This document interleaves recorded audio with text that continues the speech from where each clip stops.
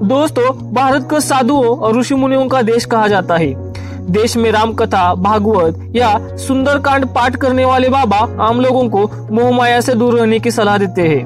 वो कई बार यह कहते हुए पाए जाते हैं कि आपको परोपकार करने और प्रभु के चरणों में खुद को समर्पित कर देना चाहिए। लेकिन आज के समय में बाबा बनना एक बेहद आकर्षक करियर विकल्प बन गया है। आज के दौर में ऐसे कई बाबा हैं जिनकी संपत्ति करोड़ों में है। क्या आप यह जानते हैं कि दूसरे लोगों को मोह माया से दूर रहने की सलाह देने वाले बाबा खुद कितने अमीर हैं? तो दोस्तों, आज की वीडियो में हम बात करेंगे भारत के सबसे अमीर बाबाओं के बारे में और उनका भक्तों के साथ कनेक्शन और उसके इम्पैक्ट के बारे में जानेंगे। और उसके ही साथ भारतीय लोग फर्जी बाबा पर इतना विश्वास क्यों रखते हैं, इसके बारे में भी बात करेंगे। तो दोस्तों, सबसे पहले बात करते हैं बाबा और उनके भक्तों के कनेक्शन के बारे में। भारत में समय समय पर तमाम बाबा आए और उन्होंने धीरे धीरे लोगों के दिल में अपनी जगह बना ली और उसके ही साथ लोगों के बीच वह काफी फेमस भी हो गए। अपने प्रवचनों और ज्ञान के माध्यम से वे बाबा लोगों के बीच में काफी चर्चा में रहे, जिन्होंने धीरे धीरे पूरे देश के साथ विदेश में भी अपनी मोटी पहचान बनाई और शोहरत कमाने के साथ अच्छी खासी संपत्ति के मालिक भी बने। भारत 1 अरब से ज्यादा लोगों का देश है और इसमें हजारों बाबा या गुरु है। रईस लोगों के गुरु है, थोड़े कम पैसे वालों के भी गुरु है और गरीब लोगों के भी गुरु है। कई गुरुओं के अपने होमलैंड के साथ ही विदेशों में भारी भक्त है। पॉलिटिशियन, फिल्म स्टार, क्रिकेटर्स, नौकरी करने वाले लोग और आम आदमी सब इनके भक्तों में शामिल है। दोस्तों, अब बात करते हैं इन बाबाओं से दूर रहने वाले लोगों के ओपिनियन के बारे में।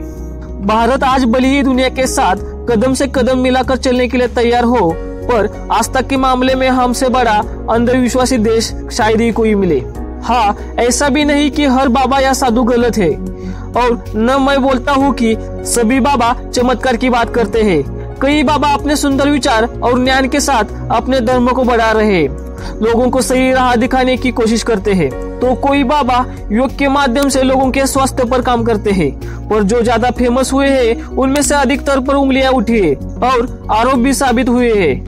जैसे कि बागेश्वर धाम के प्रमुख धीरेन्द्र शास्त्री अपने चमत्कार वाले दावों और विवादित बयानों को लेकर सुर्खियों में बने हुए हैं। महज 26 साल की उम्र में लाखों लोगों को अपना भक्त बना चुके धीरेन्द्र कृष्ण शास्त्री के सामने बड़े से बड़े वीआईपी और नेता मंत्री सिर झुकाए दिखते हैं और उनके संपत्ति के बारे में पूछा गया तो अलग तरह से जवाब देते हैं।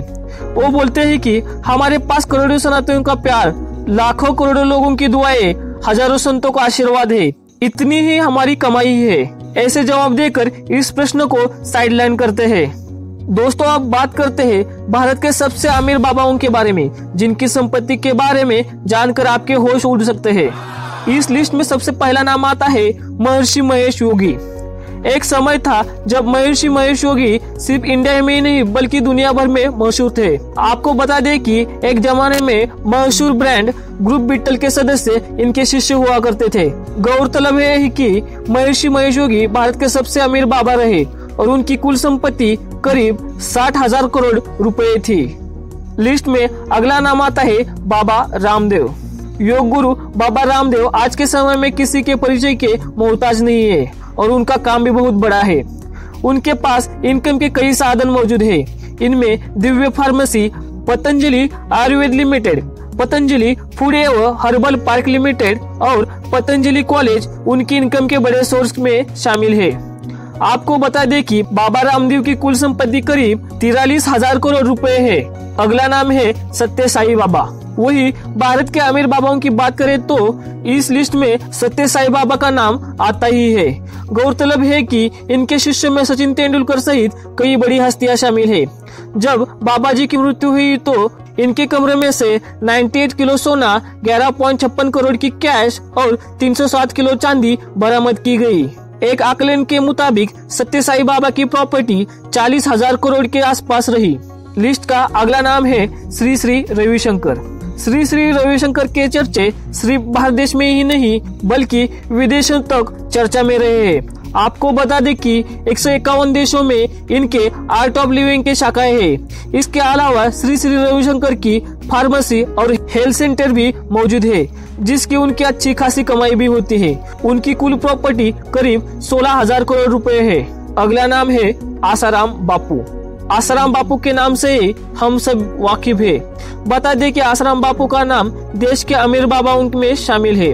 हालांकि अभी वो रेप के केस में जेल में है। रिपोर्ट्स की माने तो आसाराम बापू के पास विदेश में कुल 350 आश्रम है। इसके अलावा वे 17,000 बाल संस्कार केंद्र के मालिक है। इनकी कुल संपत्ति करीब 10,000 करोड़ रुपए है। अगला नाम है नित्यानंद महाराज। भारत का विवादित स्वामी नित्यानंद इस समय अपने स्वघोषित देश कैलासा को लेकर सुर्खियों में है। साल 2010 में जब नित्यानंद सुर्खियों में आया था, तब मीडिया की रिपोर्ट्स में उनकी संपत्ति कुल 2,000 करोड़ रुपए से ज्यादा की बताई गई थी। माना जाता रहा है कि बीते सालों में उनकी संपत्ति में कई गुना का इजाफा हुआ है। 2010 में रेप के मामले में पुलिस ने उनके खिलाफ लगाई गई चार्जशीट में कहा था कि वो भक्तों से धोखे में एग्रीमेंट साइन करवाता था।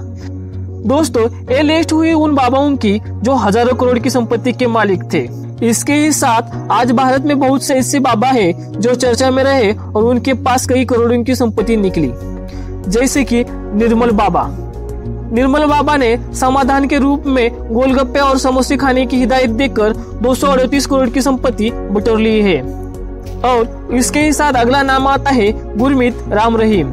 इनका मूल पेशा धार्मिक गुरु का है और ये डेरा सच्चा सौदा संस्थान के प्रमुख है। राम रहीम के पास अस्पताल, गैस स्टेशन, मार्केट कॉम्प्लेक्स से लेकर देशों में अलग अलग हिस्सों में आश्रम हैं। उनकी कुल संपत्ति 300 करोड़ से अधिक है। अगले बाबा का नाम है मोरारी बापू। कहने को मोरारी बापू सिर्फ राम कथा सुनाते हैं, पर क्या आपको पता है कि इन कथा वाचन से उनके कितने आमदनी होती है? उनकी सालाना आमदनी करीब 300 करोड़ के आसपास है। कई बाबाओं ने अपनी संपत्ति लोगों को अंधविश्वास में लेकर और फ्रॉड कर कमाई है। तो दोस्तों, इसी फैक्ट पर हम आगे बात करते हैं कि भारतीय लोग फर्जी बाबा पर इतना विश्वास क्यों रखते हैं और उसके कारण के बारे में। भारत में फर्जी बाबाओं के प्रति लोगों के विश्वास का कारण बहुत सारे हो सकते हैं, जैसे कि धार्मिक और आध्यात्मिक मान्यताओं का महत्व, व्यक्तिगत समस्याओं का हल ढूंढना, अज्ञानता, संदेह या भ्रम और बचाव के लिए उनकी निश्चित आशा और उम्मीद जैसे कुछ मुख्य कारण हो सकते हैं। धार्मिक मान्यताओं और आध्यात्मिक विश्वास भारतीय संस्कृति के महत्वपूर्ण हिस्से हैं। इन बाबाओं के प्रचार का एक और कारण यह है कि वे अक्सर लोगों के आस्था के माध्यम से अधिक पैसे कमाते हैं। वे आमतौर पर अपने अनुयायियों से दान या देश के नाम पर चंदा मांगते हैं। फर्जी बाबाओं का चरित्र भारत और दुनिया भर में विवादित है। इन बाबाओं के चमत्कारी दावों और व्यक्तिगत चरित्र के आधार पर लोग उन पर विश्वास करते हैं।